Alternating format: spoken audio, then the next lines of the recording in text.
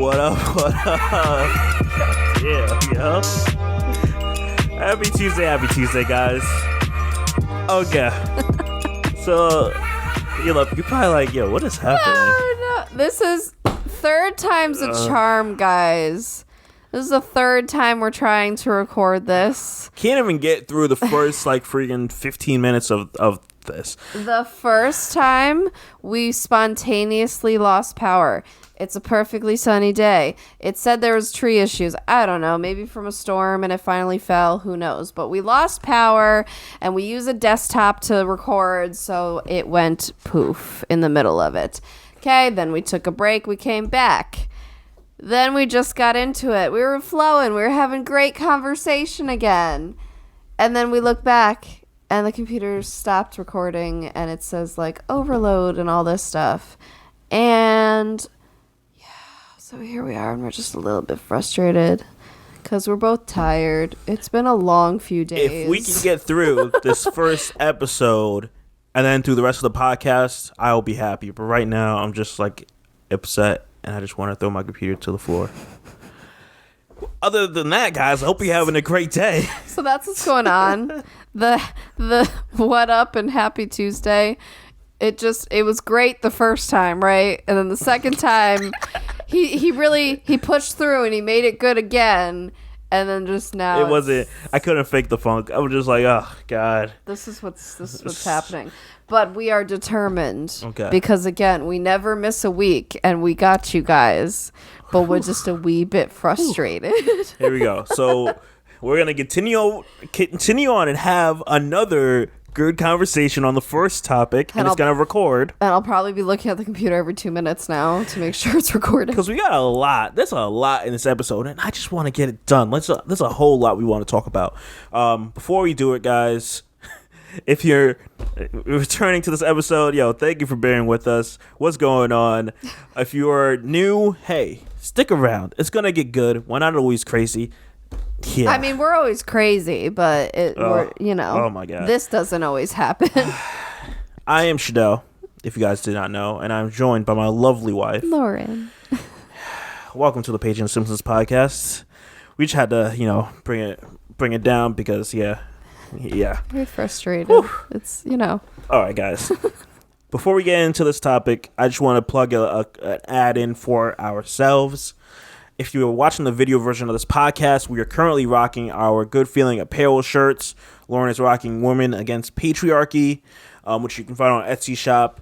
And I am currently rocking my Ambition shirt that you can also find on our Etsy shop, Good Feeling Apparel. Yeah, so mine has the just one color text because we have two versions of this one. And then his is just the one version that has the script in different color shirts, of course. But yeah, it comes in. Oh, does it only come in? I don't know. I don't know off the top of my head. I don't know. Usually the text, it could be a variety of white and black depending on what's going to pop on what color shirt. That's all it is. Yeah. When you buy a shirt from us, we want it to stand out, not to be like. But yeah, we try doing this once a month just to show you what shirts we have in stock. We hope for next month and probably going into October, we'll show you some of our Halloween outfits. We do currently have some on our Etsy shop, so you can always check there. But yeah, a lot Halloween of content. And fall in general. Yeah, fall stuff, just in general. I have some real cool things that I like, me personally, that I created, which is the pumpkin spice shirts. I think I made a pumpkin spice mug also. Mm-hmm. So there's some cool stuff on there that I think people would dig and like. So check it out. The link is in the description. Now, fingers crossed that this records through the whole topic without cutting us off.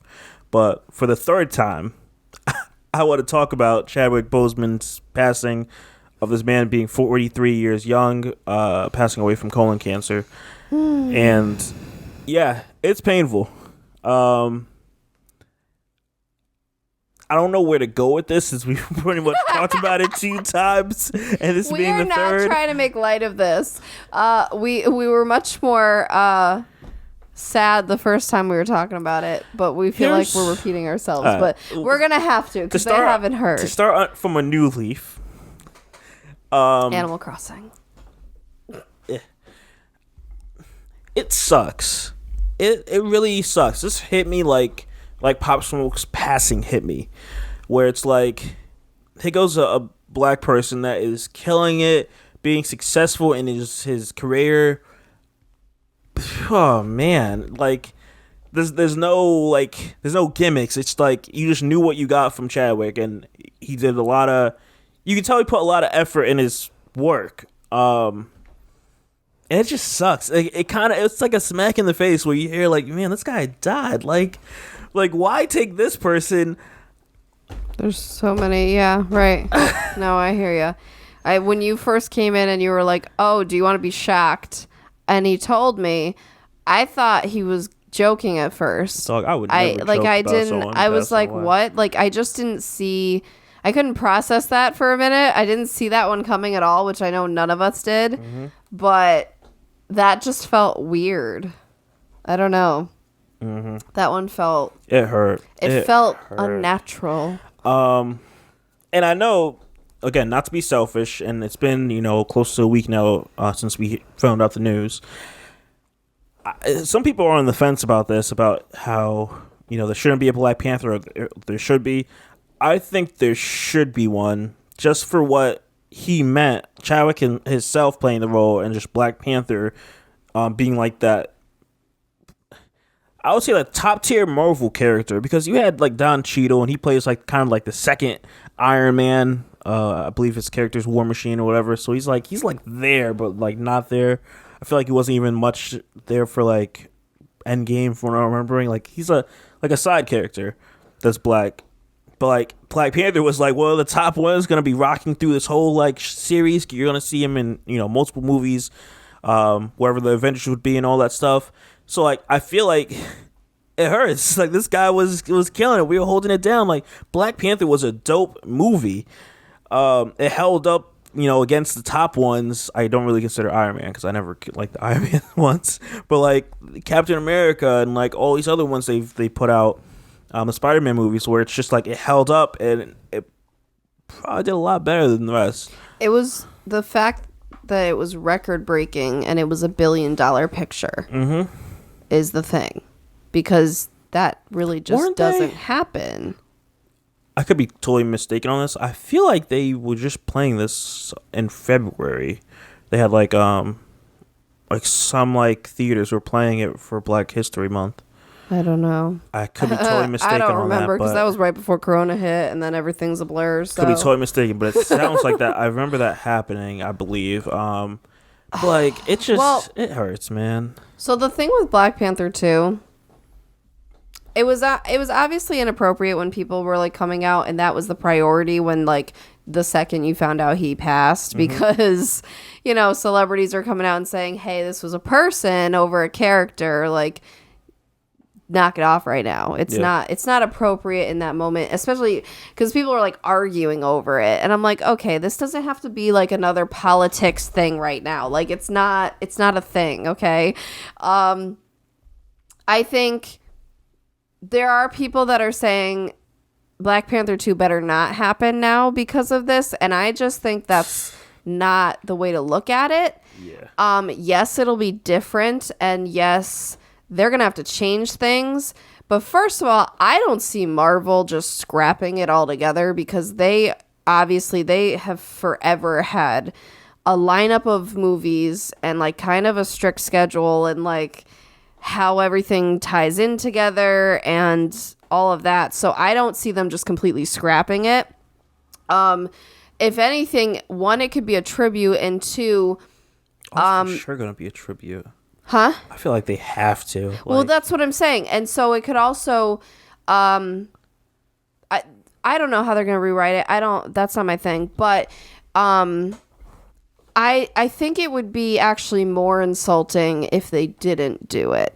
Because again, the movie as a whole was this pinnacle of success moment for a community that is really suffering this year, especially. Not to say that obviously all of these issues have been forever, but we're in the middle of a year that is very interesting. It's very there's a lot of polar opposites, there's a lot of tension, and there's a lot of awakenings and all of this stuff. And for him to pass during all of this, I think is what is really hitting some people. Mm-hmm.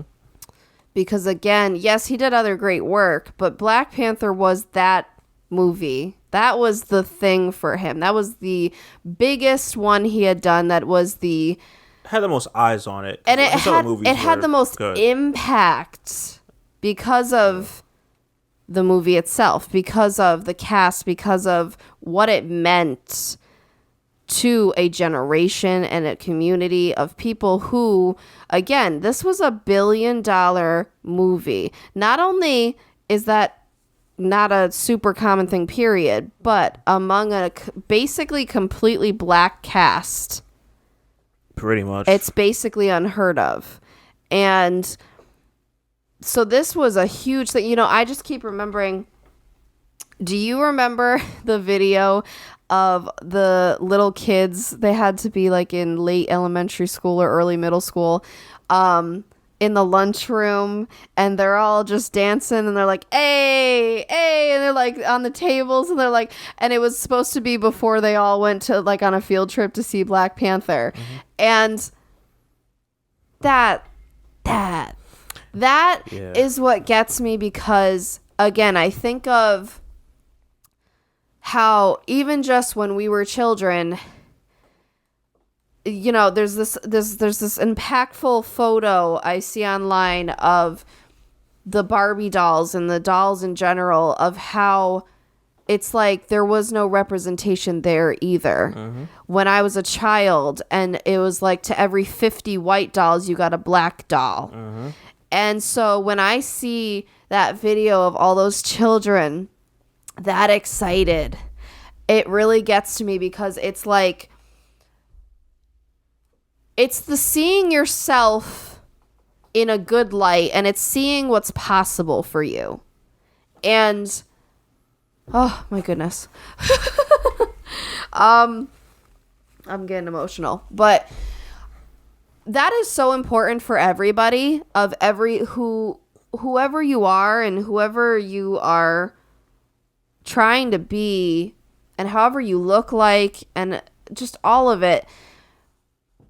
I think of how important that is, and that even you had said the other day, the little kids, how that maybe some of the kids, how are they processing it right now? Or how do you tell your child who mm-hmm. looked up to this man as their hero that he's gone? Because as a child, you know how it is. You see someone in like a movie that you love, or an artist or whoever, and like that person can become your world. That person can become who you want to become. And like, it's this whole, you get wrapped up in it. Your whole room has the posters, and like, that is it. And so especially again, for that representation to be there was so important. And so I just think of like those moments, and it gets me choked up. I think about it all the time. Who said it? Who was it? Was it either Pharrell or Kid Cudi came out like a week or two ago? We didn't talk about this, but he was like, name a black superhero that doesn't have black in their name. And, you know, everyone, because automatically he's thinking about Black Panther. But like, there's others out there. And like, the only thing is, there's others that are written as cartoons. This was like the first one being right. like in a movie. And I guess you could say Will Smith doing Hancock, sure, but like even Hancock, I believe, was like this like drunk guy and all. Like this was like one different. That was just like, yeah. I look back and like as a kid, like the black superheroes I can think of off the top of my head that like kind of like related to me, and like I had like some of an attachment to was Justice League, when they had the black Green Lantern. Mm-hmm. I digged him because like wasn't a stereotype, just a black guy just saving people just like the rest of the Justice League. Mm-hmm. And then they had Static Shock, for those left familiar, and just a regular kid that was in high school, and he has these electrical powers, and that's it. Like, and it was relatable. Like, it mm-hmm. just, Yeah, like it's needed for everyone to have like that person that they can sit and gravitate to and relate to. So another Black Panther needs to happen, and like, you know, I think about it like, let's say, however far these Marvel movies go, and you know we have kids that are, you know, what would you say, maybe like 5, 6, something like that, and it's like they want to be like, you know, we want to watch this movie, or we saw like there's a Black Panther like movie that came out, you know, a long time ago. We want to see that or something for whatever reason, and it's like you kind of want to show them that like they're like your skin color is in this. Like there's you can be a superhero. You don't have to be Superman or Flash or, you know, I don't even know, like Batman. Well, the stereotypical roles that we see a lot of Black people play. You don't have to be that, and you can. And I think even expanding on the cast as a whole, not only in, I think a lot of Marvel movies right now is what we're seeing, but especially in Black Panther, to see powerful Black women and to see that as something, that's what a generation is growing up on, where my generation grew up on Disney princesses. And it's something I've thought of sometimes is it's very different. It's a different philosophy of, we always grew up that the prince is going to come and save us versus I'm just a badass woman by myself and I'm going to do what I want to do and they're going to like it or not. Like it's a very different philosophy. And I think even like if you want to expand even on that, we start to see that more. I think Disney is starting to expand in that more with movies like Frozen, where it's not always the guy coming to save, you know, the sisters are together and they find themselves and all that kind of stuff. So, but I'm like, that movie as a whole meant so much to so many people. And yeah, so I just think in that regard, I think, yes, we can't be just solely talking about whether it's being made or not right now.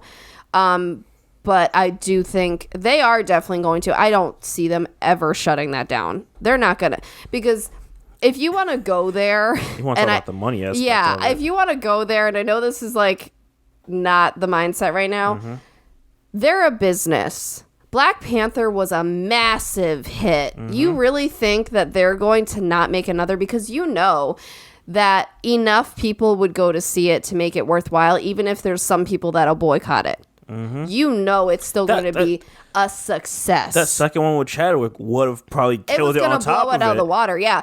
But I think even now, it's like... I think even more so maybe in some ways, because again, it's like a tribute and it's like a...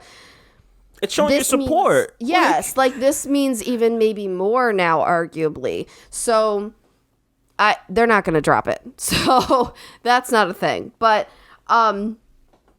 another thing. Oh, and do you also remember on relating to some of the things from back in the day? Do you remember when Endgame came out and there was a clip going around of when Black Panther, a few people showed up from Black Panther, and like the whole theater was like screaming. Yeah. That was circulating again, and I liked it again because I'm like, oh. And I remember when I was in the theater. Like, oh man, they got help now. That was exciting. Yeah. That was exciting because yes, obviously like everybody ended up coming together, but to see them... That was cool. That was really cool. Yeah. So, but there's a tweet going around, which I think is worth mentioning, that when a celebrity like Chadwick passes, there is usually a number of spikes in suicides. Just because, again, of how much this person can mean to some people. You have to, at the end of the day, you have to think about, there are really people out there that might be the only person that they have in their life that they feel like they can like look up to or relate to, because, you know, family ain't always there. Well, maybe no friends, maybe they're bullied, whatever the case. It doesn't even have to be that. Amanda Seales, for example, she was just like when she found out the information that he passed away. Like she was on Instagram. Do you, to give context to you and for people that aren't familiar, she was the light skinned like friend of Issa Rae and Insecure, and she was like full on like crying and like just hurt by it. So it's like you don't have to be like that like down for that thought not to come in your head and possibly act on it. Totally. It's because I get it. Like it sucks. It's like when someone dies like that has so much hope and potential and positivity and it's just giving and you just like it doesn't even have to be anything to you. In a way, you felt like you knew this person just based on like their interviews and the movies and just what they have contributed to your life. Not knowing this person, it's just it hurts. So, if you need that, which there's no judgments here, the suicide hotline is 1-800-273-8255. I think it's important that definitely when things like this happen, talk to someone, just because you may think it's silly, but it's not.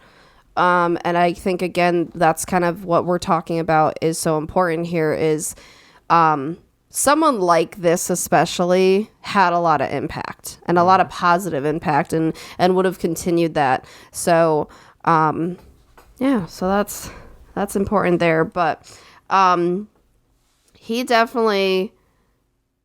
showed a lot of strength for working through being so ill the past few years. And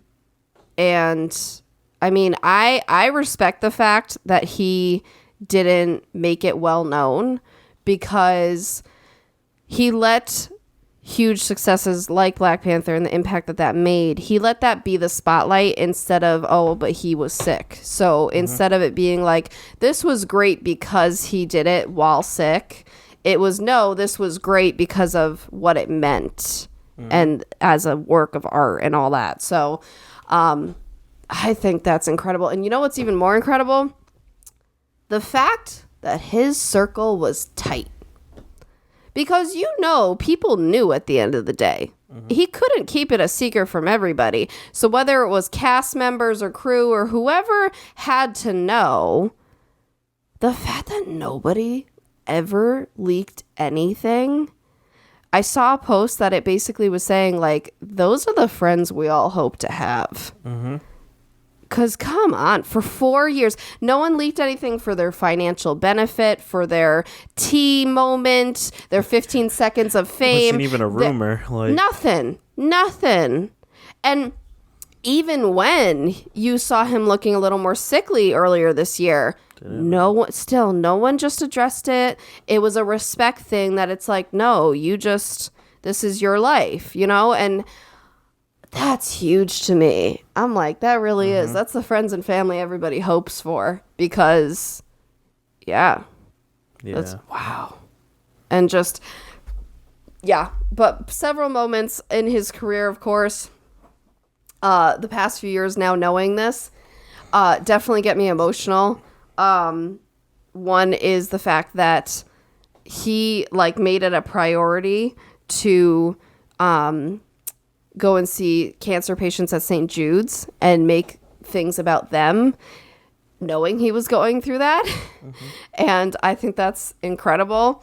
He actually, so I don't know have you seen this where he actually gets emotional talking about it?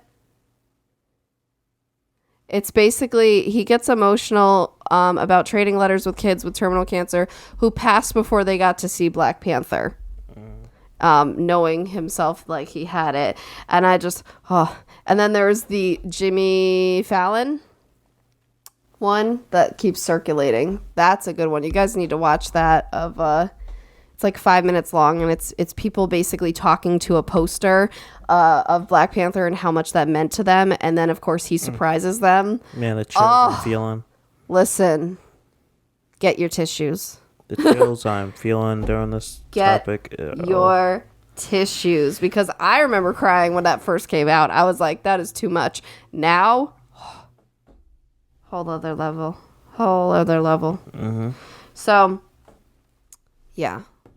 So I love how each of the 3 times we recorded this, we kind of went a different way with our conversation. So sorry that we don't have all of that in here, but I think this was a good conversation, and we're 25 minutes in and it's still recording, so we're doing so good, guys. Yeah. Like, we're making progress, but do you have right. anything else? I'm good. I'm ready to hop to something else. I'm sad to talk about death. I just want no more of it for the rest of the year. That's unlikely, but Thanks. I mean, even just with Corona and everything. Thanks. All right. But, yeah, So I want to talk about this news from Joe Budden this past week about him saying that he's taking his podcast off Spotify because the company is pillaging his audience. Joe Budden on his podcast was telling everyone he doesn't know where his podcast will be once their deal is up come like September 23rd, but he can tell you where it will not be, which will be Spotify, which was shocking. And they kind of been hinting for the last few months how like their contract is coming up. And yeah, after him like detailing things and outlining it, okay. For those that aren't familiar, at least for me, you could speak on your own behalf. Like I've been a YouTube partner, and where partners are like, yo, we'll give you this and this and that, we'll connect you, we'll network, all that stuff. And then you sign, and they don't give you anything. They don't. There's no real help there. There's no benefit. They just want to ride on your coattails of your success and make money off it. And that's what I got from this Spotify deal. I believe we weren't podcasting at the time. We podcasted after that, maybe 6 months after this, which I believe got me inspired to like wanting to do this podcast.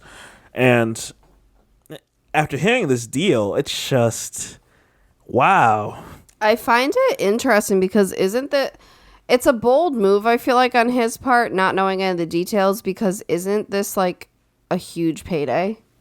What are you talking about? Being exclusive on Spotify, isn't that a huge thing? Nope.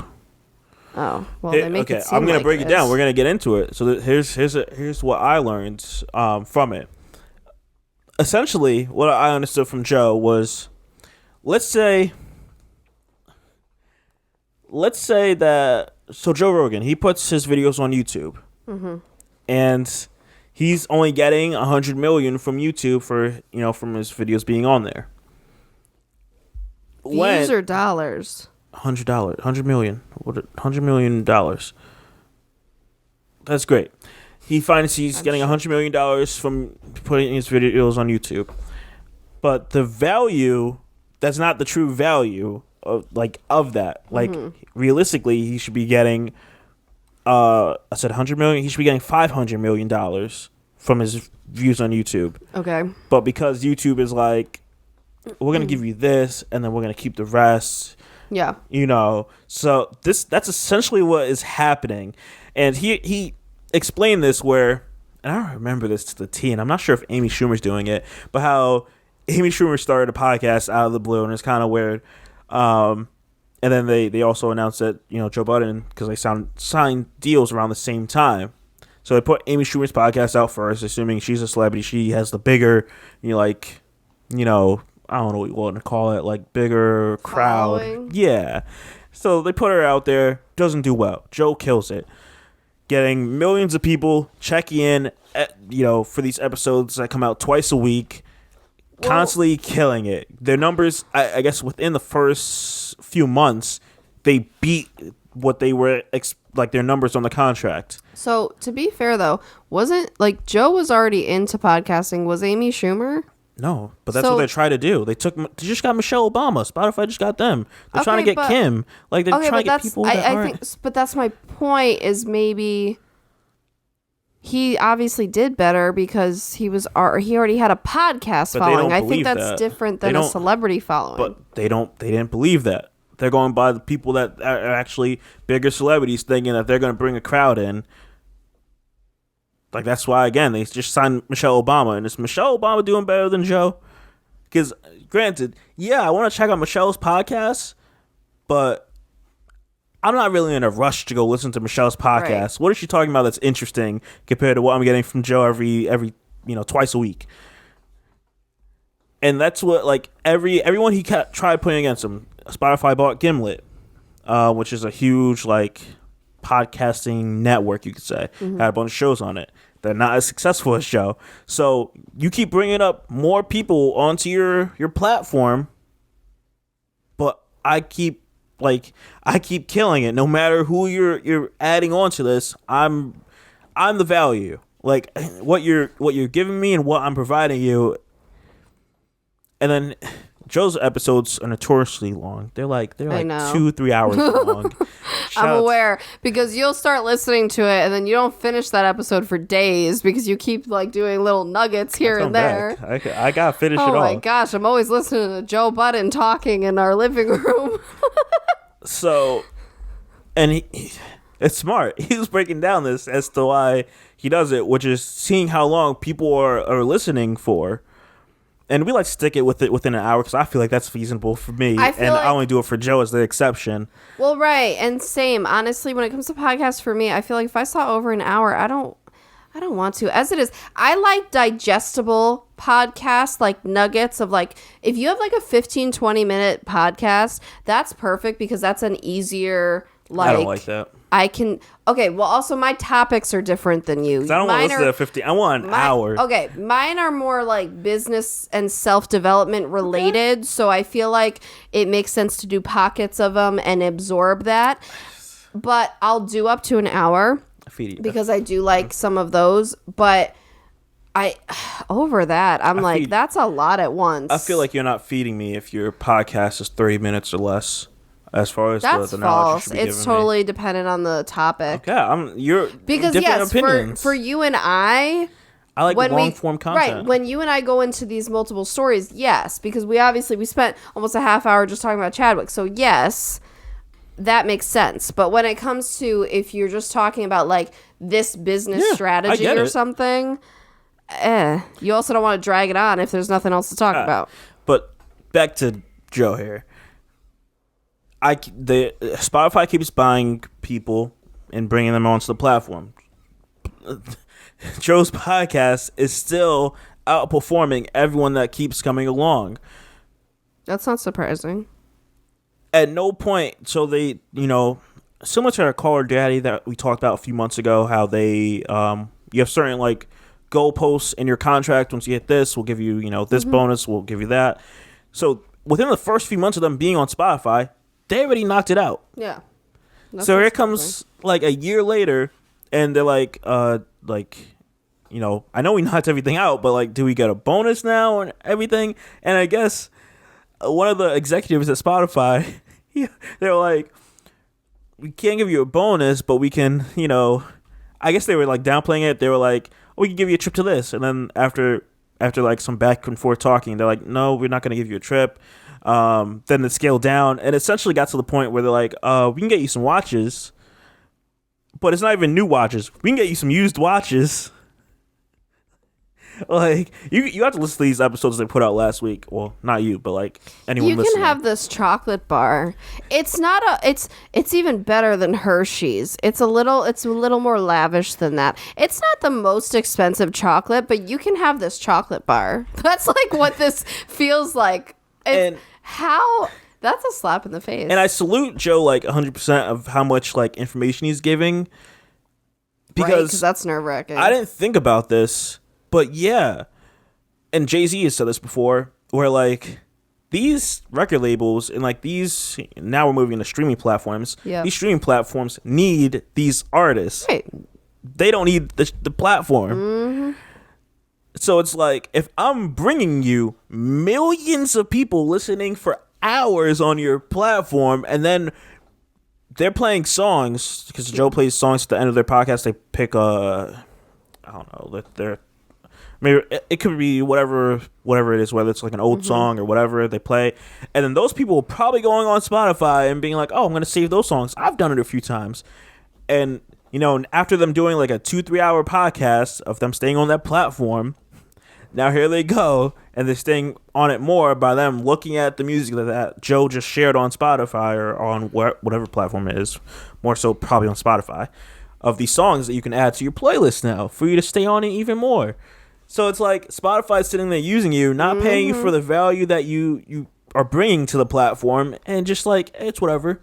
There's an issue, I guess, even podcasting's tough, especially podcasting gets tough in the later times of the years, when it's like your numbers kind of get a little choppy because around Thanksgiving and Christmas, depending on your audience. We were thinking about that after our first winter going through, and our numbers were like good. They even went higher during that period, which was shocking.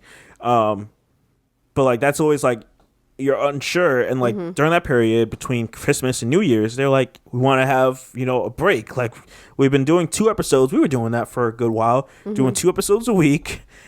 These episodes are 2-3 hours long. That's crazy. Like, can we get a break?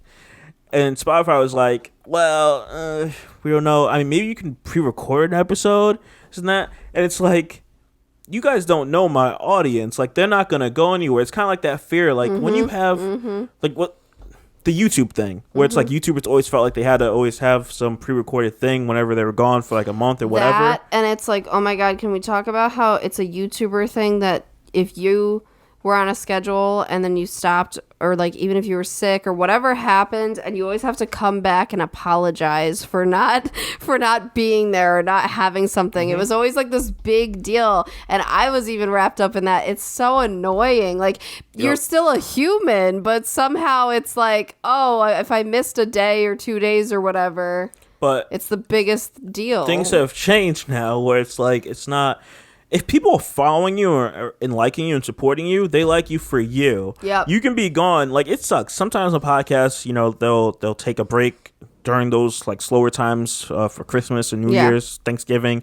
And I get it. Totally understand. It's like think about that. A lot of people with average jobs do that too. Exactly. Like it's not that uncommon, and I think we get so wrapped up with content creators and small businesses and all these avenues that somehow they have to not do that. They have to be on all the time. And trust me, we are. Like, I can speak from a small business standpoint. We're definitely on all the time, but we deserve some days off too, some holidays, some whatever, to just be with our family and relax and choose to do what we want to do. So the reason Joe even signed the Spotify deal was to get information. Tidal, which is Jay-Z's streaming platform, he asked Jay flat out, like, can I like see your back end stuff, that the stuff you normally wouldn't see. Yeah. And Jay-Z was like, no, like, I'm not showing you I can't think of what the name is for it, but essentially the stuff you wouldn't see unless you're high up in the company, all that stuff. Well, yeah. So when he had his meeting with Spotify, he asked if he could see it, and they said yes. Turns out it was a no. And he's like, hello. Like, he appreciates how Jay-Z's just like flat out like, no, I'm not showing you this information. Yeah. Another great take was how he made a comment saying, everyone's not looking to feed the soil. Some are just looking to take the fruit. Mm-hmm. And that goes to what Spotify is doing with Joe Rogan this month, September. Well, yeah, I found that funny because I'm like, he's coming in when he's leaving. So is that like a coincidence?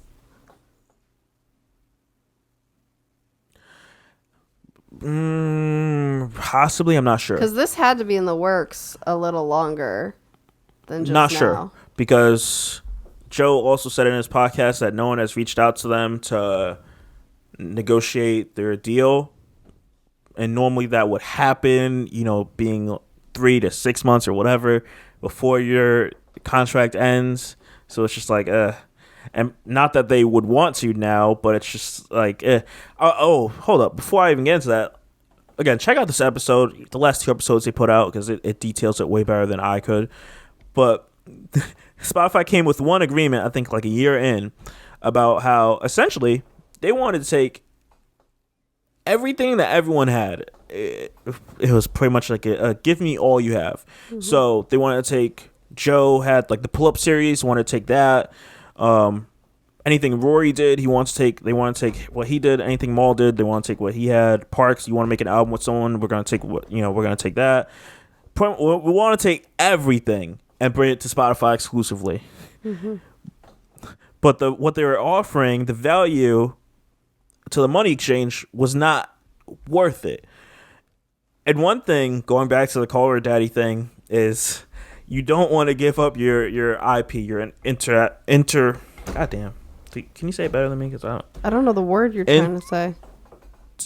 Goddamn, it's essentially your original product, your original thing. Like this, like Paging the Simpsons is ours.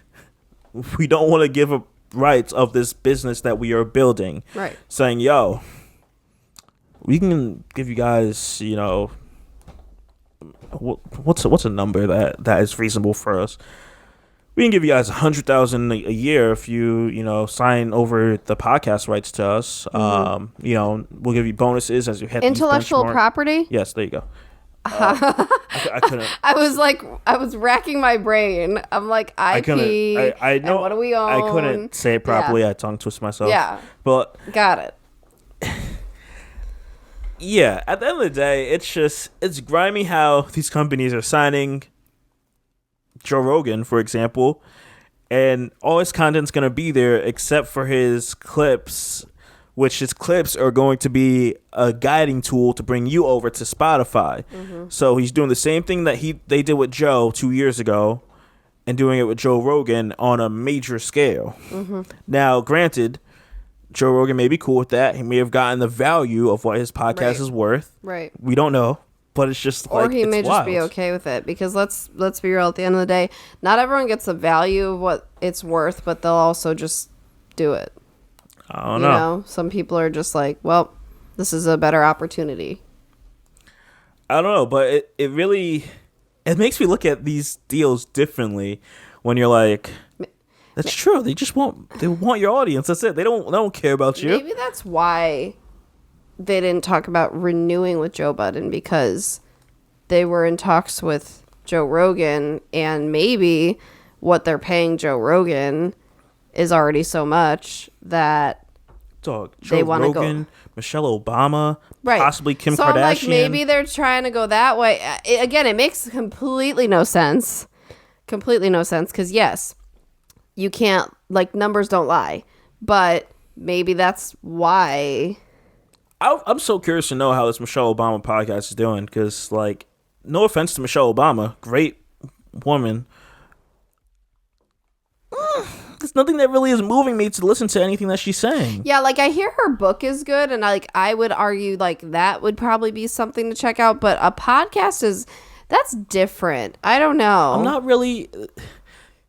My issue, and I feel like the reason people go to Joe's, why his podcast is so successful, is because he keeps it honest and real, and it's a conversation with your friends that you're listening in on. Similar to how we kind of keep this podcast, where it's just a conversation between both of us, mm-hmm. that everyone is listening in on, and how I kind of like that feel. Yeah. Where I feel like Michelle Obama's one is probably gonna be very produced, mm-hmm. and very PG, and that's good. It fits her avenue, but what is Kim Kardashian's gonna be? We're going to tune in every now and then when she has Kanye on and he spazzes out, and we want to listen to the tea that he's going to say. But I don't really care about listening to Kim, talk about Right, because we already know everything about her life anyway. That's the problem, because everything's already televised or on social media, 10 times a day or whatever. So that's a little different. Yeah, and it's they just come for your audience. They just want your audience to come over here, and it really sucks. I really feel like Apple should be playing a part of this podcast thing, because all they did was create the app, and they're like, yeah, we have the market share over here, and we don't really care that much. But I'm like, Apple, you guys are trying to do content stuff. Right. You're like, oh, you already have stuff on our phones. Just do it. Yep. I just had to talk about that, because that's just wild. Dog, where are we at with time? 44. Ooh, we're getting into the tea. I'm going to skip ahead on some topics. We'll talk about this real quick. I want to talk about Nikki Haley saying America is not a racist country. during the Republican convention that happened this past week. That is a wild statement to say, lady. America is not racist. And then after the fact, who came out after? I think it was Donald Trump Jr. that said, like, we need to stop with this racism or something like that. It's like, come on now. Like, then talk to your dad. What? If he's saying we have to stop with this racism, talk to your dad. Yeah. And he agreed with the police thing, how, like, we need to, like, fix things. I'm like, what are we talking about then? Like, what's the... I don't understand it. Mm-mm. But to say America's not a racist country, we started off disliking people. The very foundation of it. We killed Indians just because. Like, dog, it could have been a completely different world had we not killed people that were here and then went and carved faces into stone, into some mountain. I'm still shook that in school, and I understand you have to, like, make kids understand stuff at their own level, but I'm still shook that when we're younger, you know, they teach us that Indians and pilgrims just sat around a table and had Thanksgiving dinner and everything was la-di-da and amazing. And I'm like, what? That's not how that went. It's when ridiculous. Was that had? Where was the friendliness? Like, so it's very interesting. Because from a very young age, you're already programmed to believing a certain way. It's well. Exactly. My next issue, during that whole, like, Republican stuff, dog, how do you say you're for black people, bring out these token black people to go and talk on your behalf and all that stuff? Not to talk about the civil unrest that's happening or the shooting that happened with Jacob Blake that everyone is talking about. Breonna Taylor. Someone, I think even Nikki Haley brought up Breonna Taylor in her speech. And I'm just like, stop talking. Like, unless you're going to do something about the situation we're in, stop. I saw something from, what was it, the New York Times, and like an opinion piece.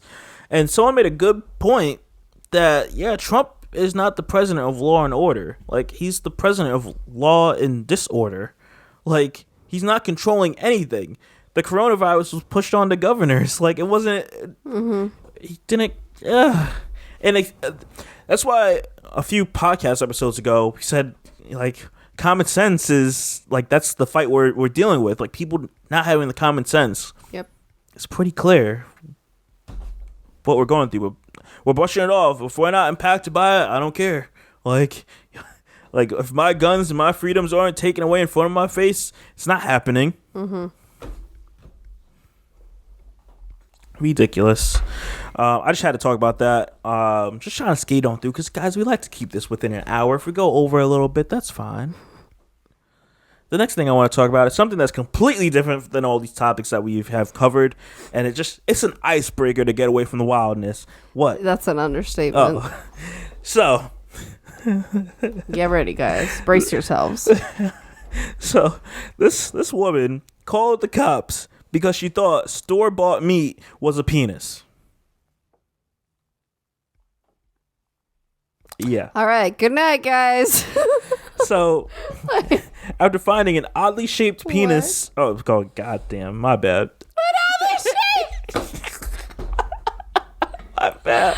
Sir. My bad. Sir, where is your mind? After finding an oddly shaped piece of meat in her groceries, the Akron, Ohio woman freaked out, calling the health department and the police. So this lady she called the health department. She didn't get an answer. Obviously, they're busy doing whatever health departments do. So she goes and calls the police. For whatever reason, like, the police are going to do something about it. But, okay. Let me get into this article here. So, she put the meat on a plate and realized that it looked less like a piece of pork or poultry and more like a piece of a man.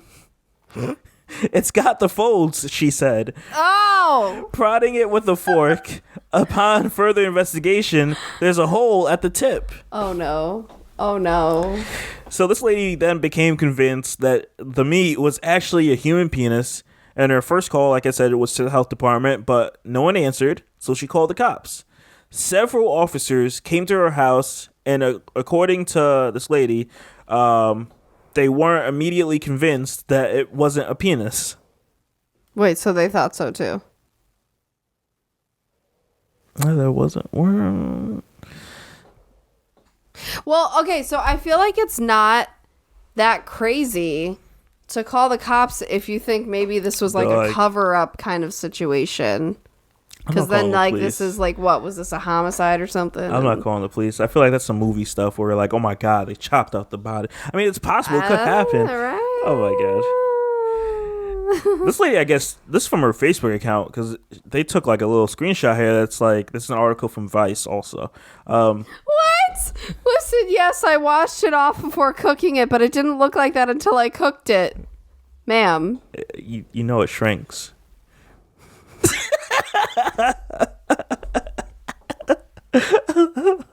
Okay. This is too. Oh, she did a Facebook Live video. Oh my God. Oh, come on. So the police came, they examined it, and it is in fact, and so they said in fact it was a penis. They're calling a medical examiner out now for the coroner because somebody is missing their stuff. That's kind of traumatizing. I'm trying to go through this because they have a bit. So to go on, Save a Lot. This is what she got it at. Has got a lot of explaining to do. They put in parentheses, some poor man died or maybe sick alive without his penis. One of the commenters wrote, very sad praise. She was live streaming. So that's what they were saying. During the follow-up video, she said that she believed that her home could be investigated as a crime scene and mentioned that the police officers would have to take the pot that the mystery meat had been cooked in that they were at their car Googling stuff while they waited for additional personnel to arrive. The Akron police did deliver the meat to the Summit County Medical Examiner's office, where tests determines that it was an unfortunately shaped but otherwise normal piece of pork. All right, this is like bringing me through so many emotions. You're like, oh, the business is that real? Because you just said it was in fact a penis, and now you just said it was just a piece of pork. Well, yeah, now that they got it brought to the medical examiner. This is a roller coaster. So the official's conclusion is that it was most likely a pigtail, as the label on the package indicated. So was it the first time this lady got a pigtail and didn't realize? That's a thick pigtail. I have no idea. Aren't pigtails curly? Are they not in real life? Is that a cartoon thing? I don't know. Nor do I want to know. How does that resemble? I don't know. I don't want to know. All right. Yeah. You know what it is for me? It's when she said there was a hole at the end of it. I can't. Oh my God. The visuals. I have one other topic probably we're going to touch on, but you want to talk about. So that's all that was. Yeah, that's all I had to say. I had to share that because I'm just like, what the heck? That was a random tidbit. I gotta throw. It was all like heavy topics. I like to throw things in there, just throw it all. You want to talk about this Bella Thorne thing? I really don't want to touch on Jeffree Star other than get out of here, Jeffree. No one cares. Okay. That's my thoughts. Any thoughts on Jeffree? Any 2 points? No. Points? Cool. Again, that was like last week's topic, so I don't really. I mean, it came out because the reason it's more this week because I believe the person that he's with is like a former NBA player. I believe that makes sense because he looks super tall. Is what I found out, and like I saw on Twitter. I don't know who the girl is, but I guess it's like ex-girlfriend. They were like, he left her to go with him, and it was like yeah, that's attractive like woman versus like Jeffree, and it's just like, yeah. The only thing, okay, I'm not defending him, but the only reason why that's kind of rude is because again, that kind of puts down sexuality and fluidity and. No one's talking about sexuality. Like that. I'm just. If you look, Okay, dog. If I put two people side by side, you can see which one is more attractive than the other. I'm not talking about. I'm going by looks. I'm not going by beauty is in the eye of the beholder. Okay, well, to most of the Twitterverse and probably to us, if I showed you the girl versus Jeffrey, you'd be like, yeah, she looks a lot better. Yes, because to me, Jeffrey is not attractive. Wow, how dare you say that? It's to me, but what I'm saying is that's why it's in the eye of the beholder. But it's not. I'm not putting down his like gender or how he wants to identify. I'm simply saying that, dog, bro. Because you can't even argue. That's interesting because you can't really argue it's a money thing if he was a part of the NBA. You don't know. True. You don't know. Jeffrey definitely probably has more money. No one. Let's just say this: he wasn't someone that I was familiar with. But granted, I'm not big on the NBA. You want to talk about this Bella Thorne thing, which I don't have much. It was gonna wrap more into the Joe Budden thing, but we moved on, and now you made it a thing. Oh well, this is why we add notes for you to put things in. But we said ahead of this when we were starting to film the first one. Well, what did you want to talk about with Bella Thorne? I didn't have too much. It was going to wrap into the Joe Budden the point stuff, is, but now it doesn't really. Going back to Joe Budden and now we're talking Bella Thorne, dog, she came in, stole and messed everything up, and now we're sitting here. People people outside of the U.S. are impacted because now they're limited on what they can tip, what they can post on their OnlyFans. Yeah.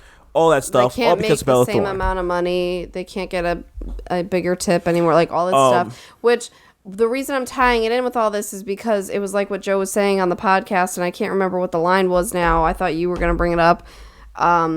Of how like certain people like ruining it for others. Yeah, when you bring celebrities in, it causes this. Yeah, and it's like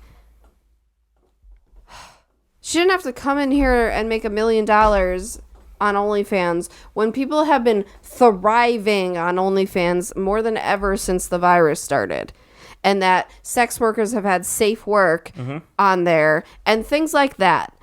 It's like she's this person, she's so random, and she's just trying to be in the spotlight wherever she can because she's kind of a mess, and it's like that was so unnecessary.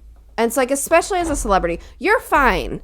Let the actual average people who are thriving off this, enjoying it, whatever, do it. Like, don't do that. It's the same thing when like TikTok started taking off and we were all having fun and some people were blowing up and it was a thing and all that, and then celebrities started joining again. DJ Khaled, Jason Derulo, all the celebrities, all the celebrities, and so now they are getting all the views and all the attention and all the clout and all the everything again. When TikTok was exclusively like a normal person app, and it was amazing and we were supporting each other and it was awesome. And it's like, I get being everywhere on social media as a business, and celebrities are a business, so I get it. But at the same time, you know what that's going to do. You're obviously bigger. You have more of a following. You have more of an influence. So you're going to change things about how it was built and what it was meant for. And that just frustrates me. To detail the issue with the Bella Thorne thing for those that haven't heard about this, because it's like, it's semi-blown up, I'll say. Yeah. It's because she said that she was going to post like a nude picture or something like that. And turns out she lied. Wasn't the case. So a bunch of people asked for a refund. Like tons of people asked for a refund. And it hurt OnlyFans because now they have to refund everyone back. So they had to change up the rules. It doesn't impact people in the U.S. I mean, it could change in the future. But it affects a lot of people outside the country. So, you know, a lot of European people, just wherever you're at, it hurts you and your pockets because there are other people outside of the U.S. that are thriving on OnlyFans because of the worldwide web that we all traffic. So, yeah, that just frustrated me. Yeah. Like, celebrities don't always have to make everything about them. You guys are fine. Like, you can be in your little famous bubble. Like, let us have something nice. Like, I like how Cardi came in on OnlyFans with their deal, but hers is like, she was straight up where it's like, it's not going to be any of that stuff.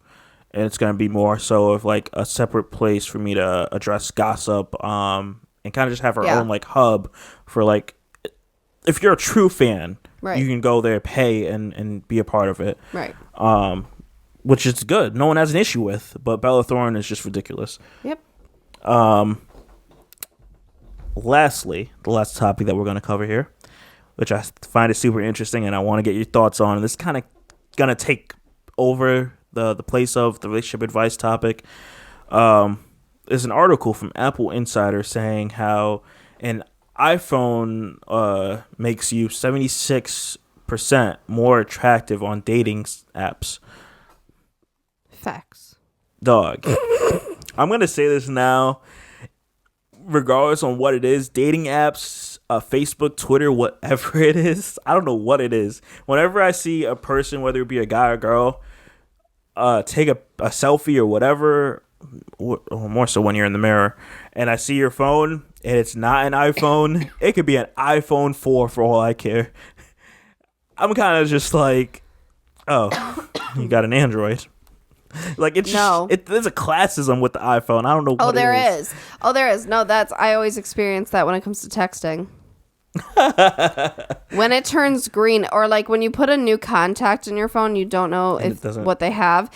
You don't see FaceTime light up. It doesn't turn blue, and you're just like, oh. That's so terrible. It's terrible to say out loud. But yeah, there's like an actual thought process there. I can't. It's like politics. They're two very different sides. I haven't. Well, of course I haven't. Online dating was like a thing for us, like, you know, before we were in this relationship, so I can't really think of if that swayed my view when I was talking to girls back then. But it probably did. Like, if I saw that you had an iPhone, I feel like, yeah, even the pictures I had, you saw I had an iPhone. Like, it just shows that, like, the reason probably for that is, here's my thought. You can get an Android phone for the low for like $300, $400. An iPhone, you had to spend like from $700 to, $14 at this point. $1,400. Yeah.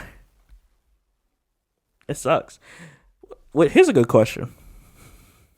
Whenever we have kids, decades from now, like when they're like of age, of reasonable age to have a cell phone. I'm like, how long are we waiting? When they're able to have a cell phone, would you give them an iPhone? I mean, first of all, things may be different by then. Dog, Apple's still gonna be around.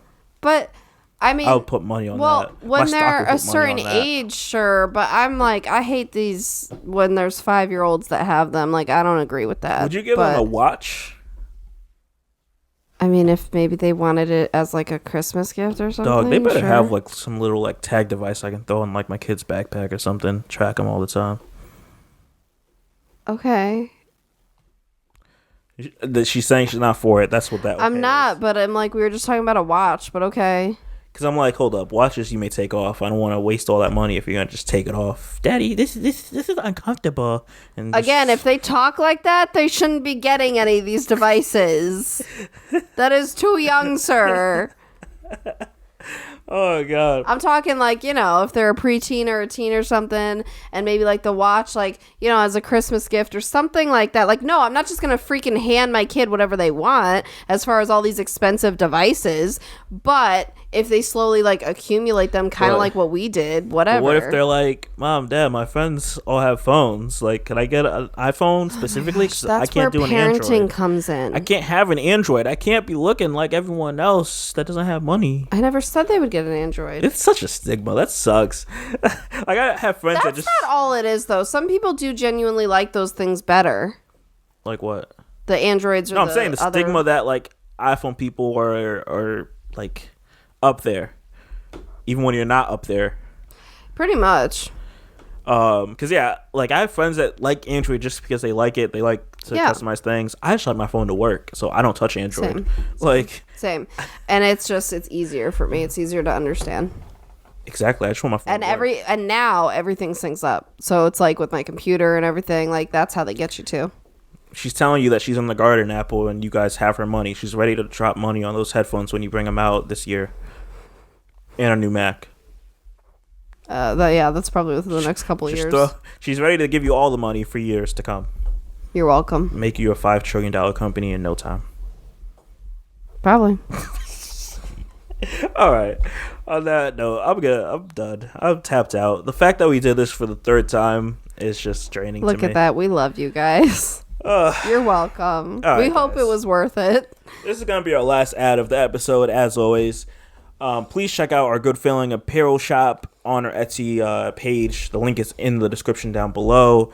I'm rocking my Ambition shirt. As you can see, if you're watching the YouTube version of this. A little.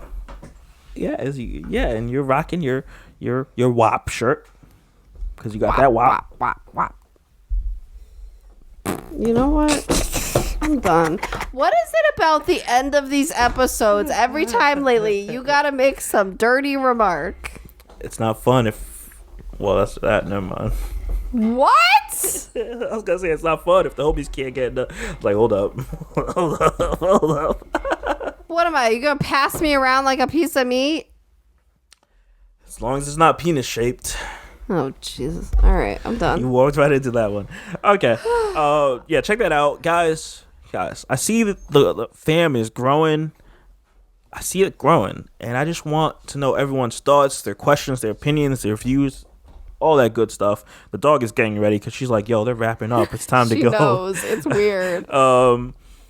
So, yeah, send us a voice message at anchor.fm/PagingTheSimpsons. Link is in the description for you to do that. Also, don't forget that you should totally give us 5 stars You're on slacking on that. our app store, or the podcast app in the Apple store, if I even said that right. But yeah, you know where to go. Give us those 5 stars and say how much you love our podcast. Yeah. You kind of cut me off, so now I'm like that. I want to put it in there because you keep forgetting to say it. If you don't want to send a voice message, that's fine. That's cool. We don't have to hear your voice. That's fine. You can send us an email at PagingTheSimpsons@gmail.com. Also in the description. Check that out. With that being said, guys, we're going to wrap this up. I'm going to enjoy the rest of the day. And hopefully this podcast and the video recorded all without error. And if it did not, then I'm sorry. With that being said, I'm Shadell, co-host of Paging the Simpsons. I'm joined by my lovely wife, Lauren. We will see you guys next week. Bye. Peace out.